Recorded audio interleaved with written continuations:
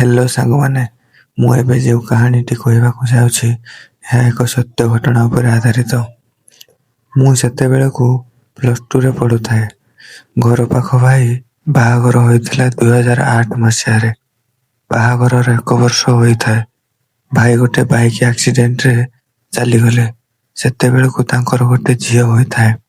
शांति भाउज देखिबाकू खूब सुंदर। तांकर चेहरा पूरा जी देखिबो पूरा कहवाकू इच्छा करिवो। भाई मुला परे से पूरा एकुटिया हो जाइथिले। तांकर बिया बहुत दिनरू पड़िया पड़िकी रहिथिला। आउ बिया खाली गोलू करुथिला गिया खाइबा पई। से कथा किंतु काहाको कहिबे गजा टका देखिले खाली अनेकी रुहंती। तांको सासु ससुर मध्य तांको कथा किछि बुझंतिनी। तांकर सेतेबेले गाँ रे भलो घर करिथांती। भाई भलो बेपार करुथिले ना सेथिपाई रातिरे तांको घरे भय लागे बोली सेथिपाई दिने तांको सासु मते तांको घरे सोइबाकू कहिले। मु भी खुशी होई गली। आउ आमे समस्ते खाई पी तांको घरे सोइलु। तांको सासु आउ से मु मझिरे सोइली। राति प्राय 12टा हेबो। तांको हाथ ऊपरे मु मोर गोटे गोड़ नेई रखिली। से किछि कहिलेनी। मु भाबिली बोधे से सोई पड़िछंती। मु हाथ बाहर करिदेली। से तापरे हाथ न जाणला परी बुलेइले। तांकर तो किहण खाइबाकू इच्छा। मु जानिकी हाथ तांको पाखकू नेली। से मो हाथ ऊपरे हाथ रखिले आउ मु साउलिली। से सेतेबेलकू पूरा गरम होई जाइतिले बोधे। तापरे मु भाबिली एते सुजोग मिलिलानी आउ मु छाड़िबिनी। स्लो स्लो कहिली गोटे किस करी भाउज की। मु मो ओठको नेई तांको ओठको चुसुमिबारे लागिली। से मध्य मते साहाय्य कले चुसुमिबारे। आउ से मते कहिले आउ किछि मागिबनी। मु कहिले नाही। भाबिली जेतिकी मिलुछि सेतिकी रे चळेई देबा। किंतु सेतेबेलकू मो बांडर पूरा अवस्था खराब हो जाए। मो बांड पूरा 90 डिग्री हो जाए। से मो बांड को देखुथांती हेले किछि कहिलेनी। तापरे मु भाबिली आज आउ किछि हबनी बोली। तापरे किछि समय परे मु साहस करी तांको कहिली मते तमर देह दरकार। से कहिले नाही समस्ते सोइछंती काले कि उठी पड़िबो। तापरे मु भाबिली छाड़ो एतिकी रे रहिबाकू पड़िबो। किछि समय परे से मते उठाइले कहिले चलो सीढ़ी घर को जीवा। मु भाबिली बहुत दिन पर आज बोधे भाउज गिया खाइबा पई इच्छा कलानी। कारण भाई मरिबार बहुत दिन हो जाइथिला। मु प्रथम थर को झियो को गेइबा पई जाउथबारु मते भारी लाज लागुथिला। मते तो रातिरे जमारू निद हेउनथिला। मु पूरा खुशी हो जाइथाए। मु आगो धीरे धीरे उठिकी जाई सीढ़ी घरे ठिया होइथाए। बांड पूरा मोर ठिया हेकी थाए। आउ बांडरू टिके टिके लाल बाहरु थाए। मु बांडरू लाल बाहर करी बांडरू मुंडी बोली चालू थाए। मु बांड पूरा 6 इंच लंबा और बहुत मोटा। मु बांड को आगरू हले हले पूरा पाकल करी रखिथिली। बांडरू खाली नाल बाहरु थाए। आउ भाउजंको बिया को केमिति गेइबी मु सेई कथा भाबुथाए। केमिति गेइबी मने मने एमिति केते कोन भाबुथाए। आउ भाबुथाए भाउजंको गांडीटा एते बड़ माने बियाटा भी माउसिया होइथिबो। एमिति भाबु भाबु भाउज आसीगले। से दिन रातिरे वर्षा हेउथिला। आउ तांको सीढ़ी घर टिके टिके ओदा लागुथिला। से गोटे नड़ा बिड़ा आनी गोटे जगार पकई सोई पड़िले। आउ गोड़ को टेकिकी छड़ी को खोली देले। तापरे लुगा टिके मते तांको ऊपर को डाकिले। मु प्रथमे कौन करिबी किछि भाबी पारलिनी। मु प्रथमे तांको बिया को देखिली पूरा पाचिला आंब भली नाली आउ पूरा पानी जक जक। मु तांको ऊपर को गली से पूरा गरम हेकी थांती।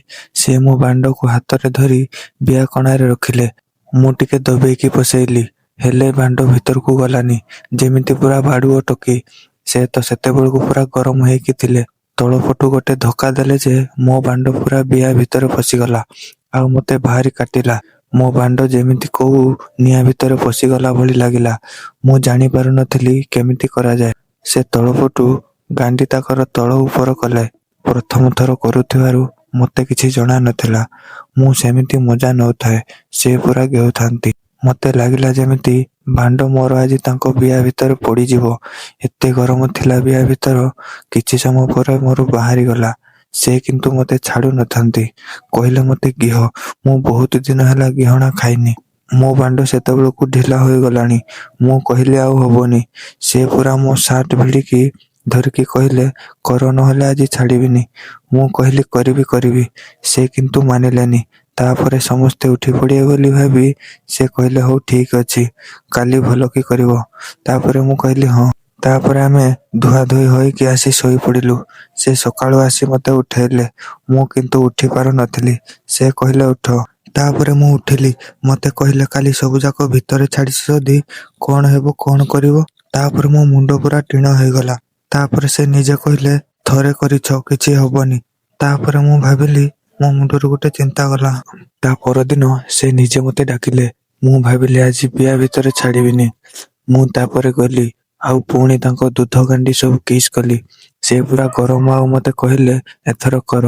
ସେ ସିଡ଼ି ଉପରେ ଶୋଇପଡ଼ିଲେ। ମୁଁ ଯାଇ ମୋ ବାଣ୍ଡ ବାହାର କରି ତାଙ୍କ ବିଆ କଣାରେ ରଖିକି ଗେଇଲି। ତାପରେ ମୋର ବାହାରିଗଲା।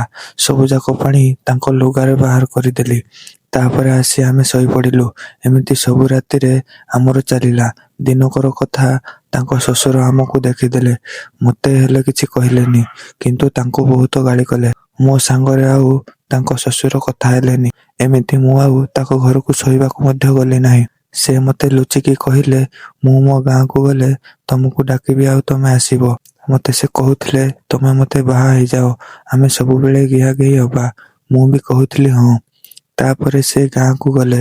ମୋତେ ଫୋନ କଲେ ଦଶହରାକୁ ଯିବାକୁ। ମୁଁ ବି ଗଲି। ଗଲା ଦିନ ବହୁତ ଜୋରରେ ବର୍ଷା ହେଉଥିଲା। ମୁଁ ବାଟ ପାଇଲିନି। ପରେ ମୁଁ ମୋବାଇଲରୁ ଫୋନ କଲି ଆଉ ତାଙ୍କ ଗାଁକୁ ଗଲି। ସେଦିନ ରାତିରେ ଖାଇ ପିଇ ଆମେ ସମସ୍ତେ ଶୋଇଗଲୁ। ସକାଳ ହେଲା। ମୁଁ ଭାଉଜଙ୍କୁ କହିଲି ତମେ କାହିଁ ରାତିରେ କହିବାକୁ ଦେଲନି ତ? ସେ କହିଲେ ମୋତେ ଡାକିଲନି, ହଉ ଆଜି ଦେବି। ମୁଁ ପୁରା ଖୁସି ସେଦିନ। ଦିନ ସାରା ଗପସପ କରି କରି ରାତି ହୋଇଗଲା। ସମସ୍ତେ ଖାଇଲେ ପିଇଲେ ଆଉ ଆମେ ଶୋଇବାକୁ ଗଲୁ। ସେ କଣ କଲେ ନା ଗୋଟେ ସଫ ଆଣି ମୋ ସଫ ପାଖରେ ପକେଇଲେ। ମୁଁ ଭାବିଲି ଆଜି ପୁରା ମନ ଭରି ଗେହିବାକୁ ମିଳିବ। ସେ କହିଲେ ହଉ ଆଜି ଦେଖିବା ରାତିରେ କଣ କରୁଛ। ତାପରେ ସେ ତାଙ୍କ ଝିଅକୁ କ୍ଷୀର ପିଆଇ ଶୁଆଇ ଦେଲେ। ମୋ ପଟକୁ ବୁଲି ପଡ଼ି ମୋତେ ଗୋଟେ କିସ୍ କଲେ। ମୁଁ ବି କିସ୍ କଲି। ସେମିତି ଶୋଇକି ପାଣ୍ଡ ତାଙ୍କ ବିଆରେ ଭର୍ତ୍ତି କଲି। ହେଲେ ଗଲା ନାହିଁ। ସେ ତାଙ୍କ ଝିଅକୁ ଆର ପଟକୁ ନେଇଗଲେ ଯେମିତି ମୁଁ ତାଙ୍କ ଉପରକୁ ଚଢ଼ି ପାରିବି। ମୋ ବାଣ୍ଡ ସେତେବେଳକୁ ଖାଲି ଫଁ ଫଁ ହଉଥାଏ। ସେ ହାତ ଆଣି ମୋ ବାଣ୍ଡ ଉପରେ ରଖିଦେଲେ। କହିଲେ ବୋଉଲୋ କେଡ଼େ ବଡ଼ ବାଣ୍ଡ ହେଇଛି। ମୁଁ ତାଙ୍କ କଥା ଶୁଣି ଆହୁରି ଉତ୍ତେଜିତ ହୋଇଗଲି। ସିଧା ତାଙ୍କ ଉପରକୁ ଚଢ଼ି ବାଣ୍ଡ ବାହାର କରି ବିଆ କଣାରେ ରଖିଦେଲି। ସେ ସେମିତି ଗୋଟେ ଧକ୍କାରେ ପୁରା ବିଆ ଭିତରେ ସେ କହିଲେ ଏଇ ବୋଉଲୋ ମରିଗଲି। ମୁଁ ଆଉ କୋଉ ଛାଡ଼ିବା ଲୋକ। ତାଙ୍କୁ ସେମିତି ଗେହି ଚାଲିଲି। ପୁରା ରୁମ୍ ଖାଲି ଖଚଖାଚ ଶବ୍ଦ ହେଉଥାଏ। ପ୍ରାୟ 15 ମିନିଟ୍ ପରେ ମୋର ବୀର୍ଯ୍ୟ ସବୁ ବାହାରିଗଲା। ସେ କହିଲେ ସବୁ ମୋ ବିଆ ଭିତରେ ଛାଡ଼। ମୁଁ ବି ବିଆ ଭିତରେ ସବୁ ଛାଡ଼ିଦେଲି। ସେ ଜୋରରେ ମୋତେ ଭିଡ଼ି ଧରିଥାନ୍ତି। ମୁଁ ବି ଜୋରରେ ଭିଡ଼ି ଧରିଥାଏ। ଏମିତି ରାତିରେ ମୁଁ ତାଙ୍କୁ 5 ଥର ଭଳିଆ ଗେହିଲି। ତାପରେ ମୁଁ ସେଠୁ ଦଶହରା ଦିନ ବାହାରି ଆସିଲି ଘରକୁ। କିଛି ଦିନ ପରେ ସେ ଫୋନ କଲେ ଆଉ କହିଲେ ମୁଁ ପ୍ରେଗନେଣ୍ଟ ଅଛି ବୋଲି। ମୋ ମୁଣ୍ଡ ଆଉ କିଛି କାମ କଲାନି। ତାପରେ ପଇସା ଯୋଗାଡ଼ କରି ମେଡ଼ିସିନ ଦେଇ ସମସ୍ୟାର ସମାଧାନ କଲି। ଏବେ ସେ ଆଉ ଜଣଙ୍କୁ ବାହା ହେଇ ଭଲରେ ଅଛନ୍ତି। ହେଲୋ ସାଙ୍ଗମାନେ, ଏହି କାହାଣୀଟି ଆପଣମାନଙ୍କୁ କେମିତି ଲାଗିଲା? ଯଦି ଆପଣମାନଙ୍କୁ ଏହି କାହାଣୀଟି ଭଲ ଲାଗିଥାଏ ତେବେ ଏବେ ହିଁ ମୋ ଚ୍ୟାନେଲକୁ ଲାଇକ୍ ଆଉ ସବସ୍କ୍ରାଇବ୍ କରି ରଖନ୍ତୁ, ଯାହା ଫଳରେ ମୁଁ ଯେବେ ଭିଡ଼ିଓ ପୋଷ୍ଟ କରିବି ଆପଣମାନେ ସର୍ବପ୍ରଥମେ ଦେଖିପାରିବେ। ଧନ୍ୟବାଦ।